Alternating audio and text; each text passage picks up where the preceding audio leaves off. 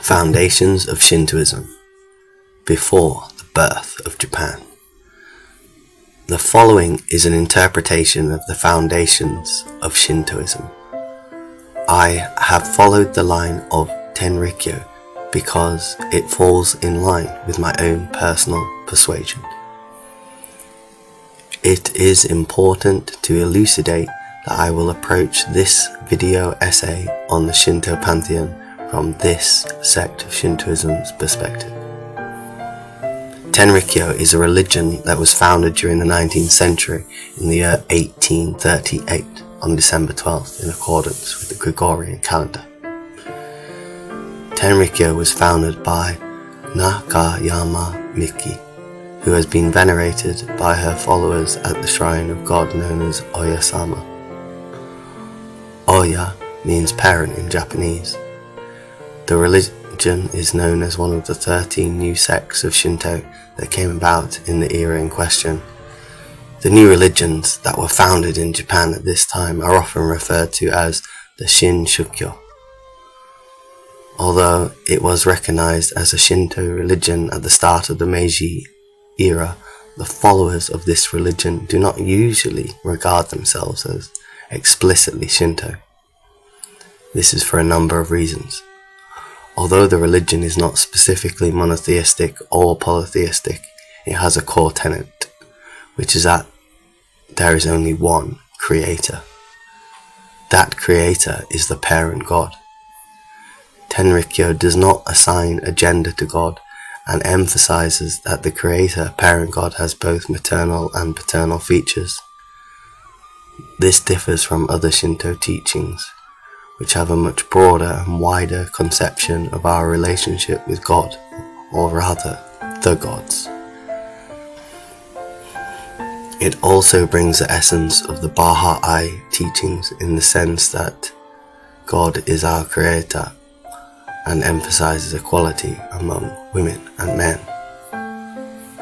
Therein, I will discuss the foundation of the Japanese Shinto Pantheon from this outlook. The exact origin of Izanami and Izanagi are arguably unknown. They appeared after a timeless space in the void of existence. Perhaps they came from the Oya-sama. They were placed in the temporal realm to take the helm of creation, much like the narratives we see across all religions of the beginnings beginning with two, a male and a female. These two gods were not alone. They were part of a collective of gods that were created at the dawn of the earth and heavens. The collective name for this group within the Shinto Pantheon is Kamiyo Nanayo. Prior to Oya-sama's indirect creation of the earth and the heavens, the kotoamatsukami were created at the very instant of the creation of heavens and earth. Or perhaps Oya-sama is in fact the kotoamatsukami as a collective, or the alpha god in the triad. Let's delve deeper and decide together. The following is a quote from the translation from Philippi Donald L. 2015, Kojiki, Princeton University Press, page 49. At the time of the beginning of heaven and earth, there came into existence in Takamanohara a deity named Ame no Minakanushi no Kami. Next, Taka Mimusubi no Kami. Next, Kami Musubi no Kami. These three deities all came into existence as single deities, Hitorigami, and their forms were not visible. The kotoamatsukami, the primordial triad. Ame no Minakanushi considered the original, unmanifest deity from which all else arose. The Lord of the celestial plane. Kamimusubi, the high august producing deity associated with the creative powers of the universe. Kamimusubi, the divine producing deity linked to the generative forces of nature.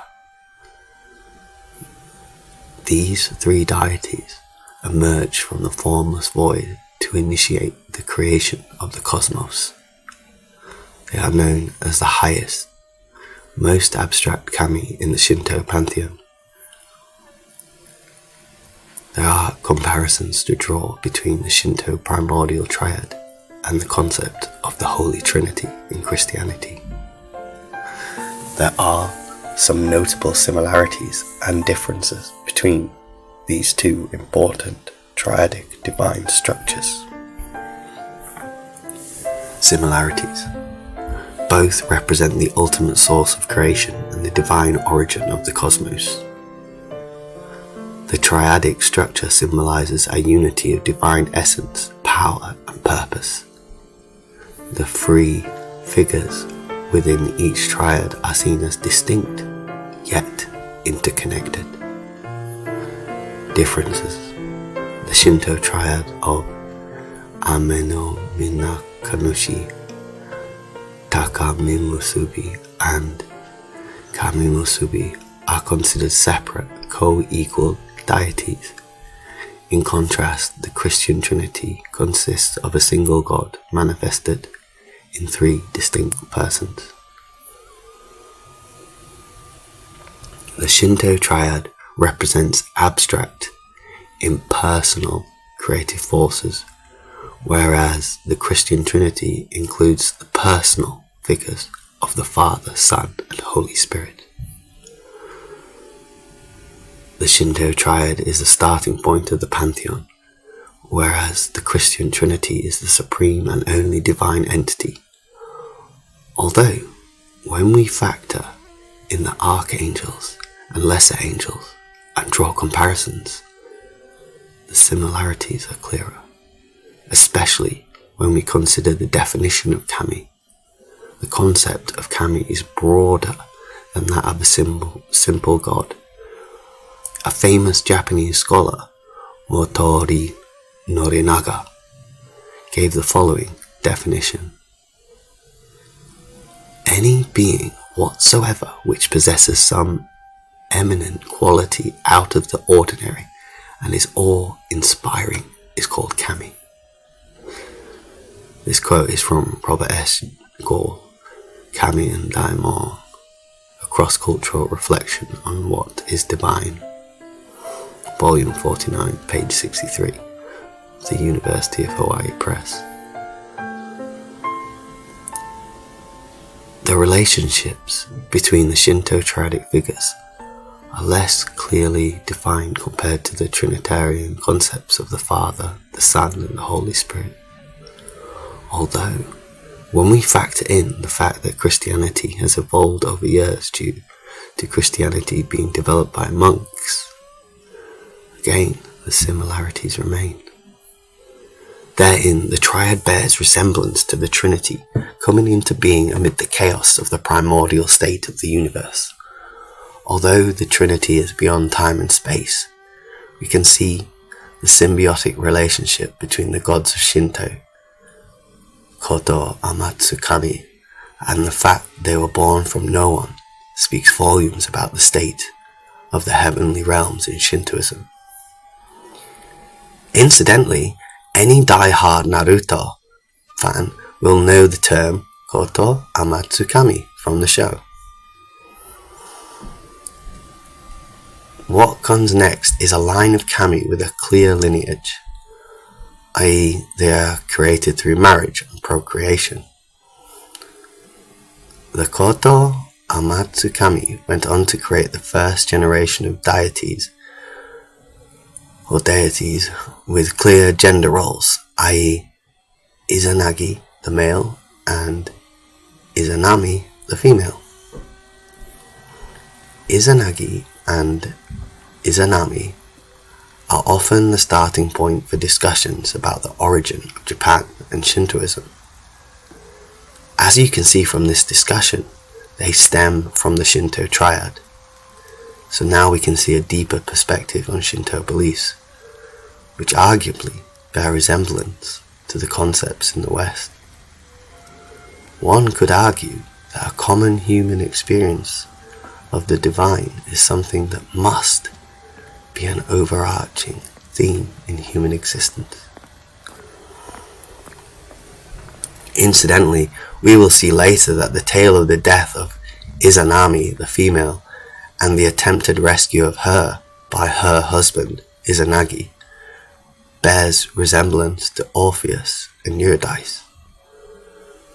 Furthermore, the following generation in which the imperial line of Japan is founded bears resemblance to Ragnarok. Hold on to your kabuto, folks. We are going to explore these themes in subsequent discussions. Ultimately, the Silk Road is an underrated influence on human global culture and the dissemination of ideas and philosophy. Mass migrations and nomadic existence were far more common in those days, despite the nature of the first agricultural revolution. Imagine a world wherein no passport was required. Would we not allow ourselves to explore our often insatiable appetites for discovery of the wonders that exist? Alexander the Great travelled far into the East. Historians speculate on his remarks regarding the commonality of civilizations. Whether it be through trade, war, common human perceptions of cosmology, and/or nomadic freedoms, there are underlying themes that are arguably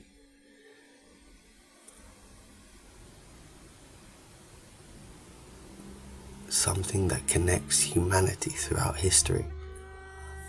After all, humans are one species. A final remark.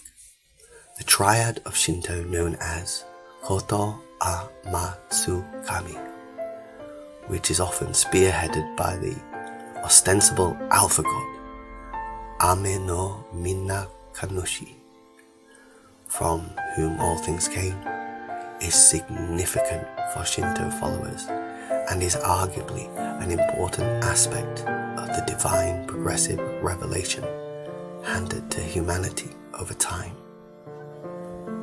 Whether you believe in cosmology or anything beyond the temporal world is your choice.